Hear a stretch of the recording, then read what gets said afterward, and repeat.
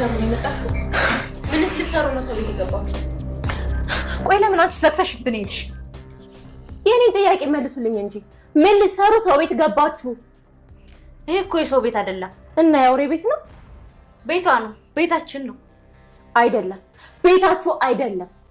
አንቺ ወደዛ አፍሽን አትክፈች። ማን አባሽ የሚደርስልሽ መስሎሽ ነው?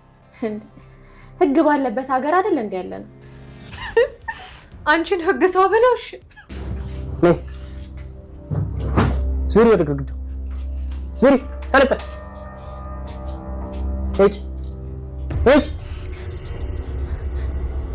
ተራመጅ፣ ተለጠፍ፣ ወደ ግድግዳው።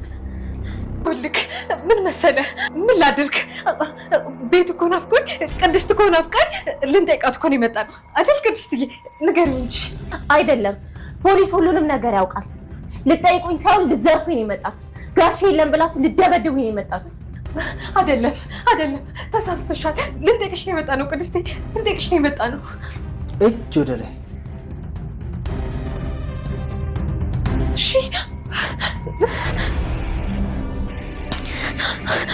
ልትገለኝ ነው? ልትገለኝ ነው እንዴ? ከዚች ደቂቃ በኋላ አንዲት ቃል ብተነፍሽ ያለ እኔ ፍቃድ እድሜሽ ወደ ሰከንዶች እያጠሩ ነው የሚሉት።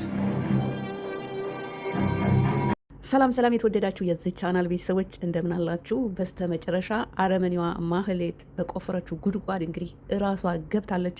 ብሩክ ከብዙ ስቃይና መከራ በኋላ ምሳሌ ልጁን ይዞ ከሀገር ውጭ እንደወጣ ሁላችንም አይተናል። በትናንትናው ዕለት በተለቀቀው ቪዲዮ እንግዲህ አረመኔዋ ለሰው ርኅራሄ የሚባል ነገር ያልፈጠረላት ገጸ ባህሪን ይዛ የምትተውነዋ ማህሌትና እህቷ ቅድስትን ለመደብደብ ብሎም እንግዲህ የብሩክን እቃዎች በሙሉ ዘርፈው ለመሄድ ወደ ብሩክ መኖሪያ ቤት ተጉዘው ነበረ።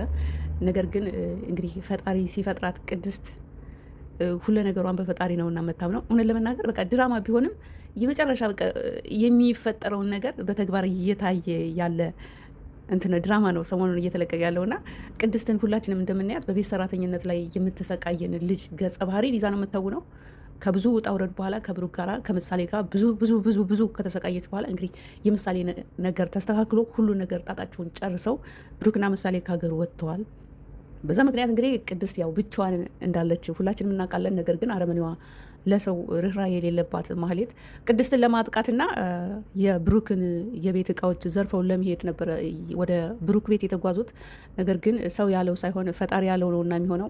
ቅድስት ሁለ ነገሯ አክቲቭ ናት። ደንገጥ ያለች ስለሆነች እንግዲህ በመስኮት ተንጠልጥላ ወደ እሷ እየመጡ እንደሆነ ስታቅ ቀጥታ ወደ ፖሊስ ነው ሄደችው። ፖሊስም ተባብሯት ወደ ቤት ይዛ ከመጣች በኋላ እንግዲህ ማህሌትና የማህሌት እህት በፖሊስ ቁጥጥር እጅ ገብተዋል ማለት ነው። ይሄ በጣም ደስ የሚል ፓርት ነው። እኔ ደስ የሚል ፓርት ላይ ስታይ ነው ቪዲዮ የምሰራው። በሌላ በኩል ደግሞ ኪድዬም በመባል የምትታወቀው የጎዳና ተዳዳሪ ገጸ ባህሪን ይዛ የምትተውነዋ ዳጣም ቤተሰቦቿን ከሞገስ ጋር ልታገኝ ጥቂት ቀናቶች ብቻ ነው የጎደሏት። እንግዲህ የሆነ ይህንት ነገር እየታየ ነውና በስተመጨረሻ ቤተሰቦቿን ዳጣ ከዛ ሁሉ ጎዳና ላይ ስቃይ፣ ፈተና ከብዙ መከራ በኋላ ዳጣም እንግዲህ ከሞገስ ጋር የዳጣም ቤተሰቦች በፍለጋ ላይ ናቸው። ቤተሰቦቿን ሆነ ዳጣ ታገኝ ይሆን?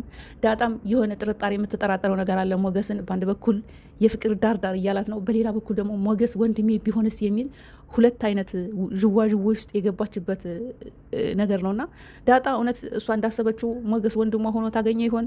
ፕላስ የዳጣ ቤተሰቦችስ ይገኙ ይሆን የሚለውን እንግዲህ ቀጣይ ቪዲዮ ሲለቀቅ አብረን የምናየው ይሆናል። በሌላ በኩል ሉላ እና ልክ እንደ ማህሌት አረመኔው ዝና ጭካኔውን ተቀጣጥሎበታል፣ አጣጥፎታል። ሉላ እንግዲህ ከመስኮት ላይ ልዘል የነበረበት ፓርት ላይ ነበር የቆመው። ነገር ግን ትናንትና በተለቀቀው ቪዲዮ ላይ ከመዝለሏ አረመኔው ዝና አድኗታል። ቢያድናትም ግን አሁንም ቤት ውስጥ ተዘግቶባት ተቆልፎባት በስቃዮች እንዳለች ነው ሁላችንም የምናውቀው። ምንም የተለየ ነገር የለም። ሞገስስ ይህን ሁሉ ከዳጣ ጋራ የዳጣን ቤተሰቦች ካገኘ በኋላ ለሉላ የሆነ መፍትሄ ያገኘላት ይሆን? ከአረመኔው ዝናስ ሉላን ያድናት ይሆን? ያወጣት ይሆን? ድጋሚ ይገናኙ ይሆን?